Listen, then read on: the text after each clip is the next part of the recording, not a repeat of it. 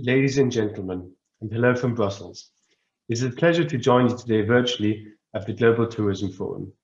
Unfortunately, I cannot be with you in person, but I very much look forward to traveling to Turkey, to Bodrum, to visit that fantastic city and a great marina and yacht harbor. Thank you very much to the World Tourism Forum Institute for inviting me to speak at the Global Tourism Forum. In the next couple of minutes, I plan to talk about the future of the boating and nautical tourism industry. First of all, a few words about EBI, our association. EBI represents the European recreational boating industry. We represent a very diverse ecosystem that covers manufacturing and services and is at the center of many regions in Europe. We represent companies that build boats, motorboats, sailing boats, large yachts, personal watercraft. We represent companies that manufacture equipment like engines and a lot of other equipment for recreational boats. We also represent refit yards, boat dealers, boat importers, and on the tourism side, on the services side, we also represent marinas and yacht harbors, boat charter companies, boat rental companies, and a lot of other companies across Europe. It's really a unique ecosystem, and it's present in all parts of Europe. And in a few minutes, I will also talk a bit about the industry in Turkey. But to highlight a few numbers at European level, the industry represents around about 32,000 companies, and over 95% of those are SMEs.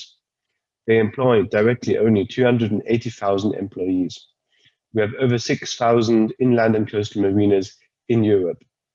Very importantly, it's also an industry that is predominantly present in coastal areas, on islands, but also along inland waterways. So those are regions that are not traditionally the economic heartlands of Europe, but really regions that benefit from our industry. On the boat user side, we have around about 6 million boats in European waters, and over 80% of those boats are below 8 meters. So it is definitely not just a luxury activity, but it is open for everyone. To just say a few words and provide a few numbers about the industry in Turkey.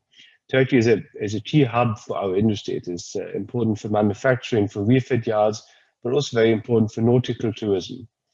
And indeed, we have over 80 marinas in Turkey, over 80 charter companies, and there are close to 100,000 boats based in Turkey. So it is a very important country for our industry. I would also like to turn a bit to the impact of COVID-19 and also highlight a few trends that we have seen when it comes to the coming years. So we asked companies in a survey recently, how did they fare in the crisis of last year?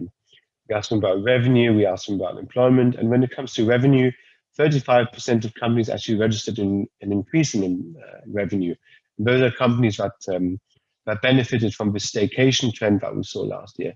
And we did indeed see a lot of companies really increasing revenue last year, boat builders, boat dealers, charter companies.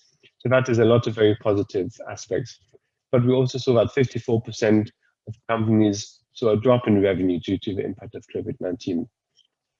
When it comes to employment, the majority, so 52% of companies observed no change in employment last year. And only 23% of companies had to lay off employees. So that again is a very positive aspect. We're seeing that short-term unemployment schemes that are active throughout Europe have really helped companies retain employment, as well as, I think that's true to say, companies are positive for the future, and I'll come to that in a little bit.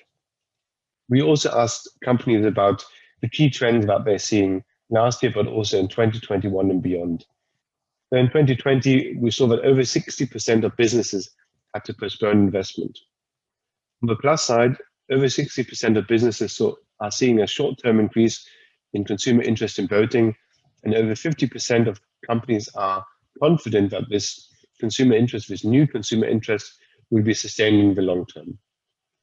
In terms of new trends or trends that existed and are now increasing in speed, we're seeing digitalization and environmental sustainability to be real focus areas for companies. We also ask companies how positive, if they are positive, about the future. And here we see the outcome of that question. Only 23% of companies responded with poor. So we are very positive that companies are indeed looking into the future with a lot of confidence.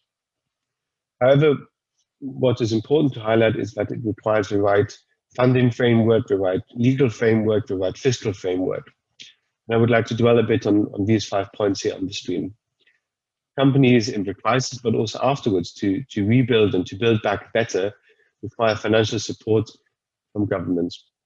It requires a long-term recovery plan, like we're now seeing across Europe, across all EU countries, and hopefully also across other countries across the world, to build back better and to develop that right recovery plan that includes nautical tourism, but includes the recreational boating industry. It requires communication, it requires marketing, and I think governments can help a lot in supporting that for small companies, for the SMEs that are very strong in our industry, as I highlighted earlier.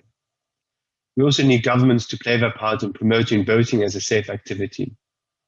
Lastly, and I think this is an important point to highlight, we need a level playing field in the tourism industry, within the tourism and travel industry, in fact. And one specific aspect just to pick out here is VAT, value added tax, which can play a very important role in stimulating consumer demand if it is reduced.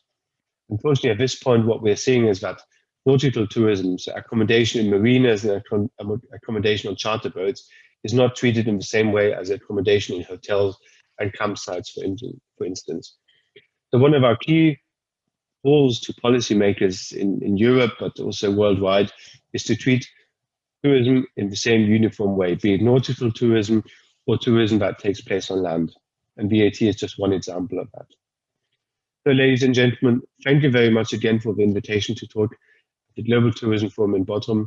I wish you the best of success for this ongoing conference, and I look forward to seeing all of you in person again at the next opportunity. Here you have my contact details if you have any further questions, and best of success for the coming hours. Thank you very much.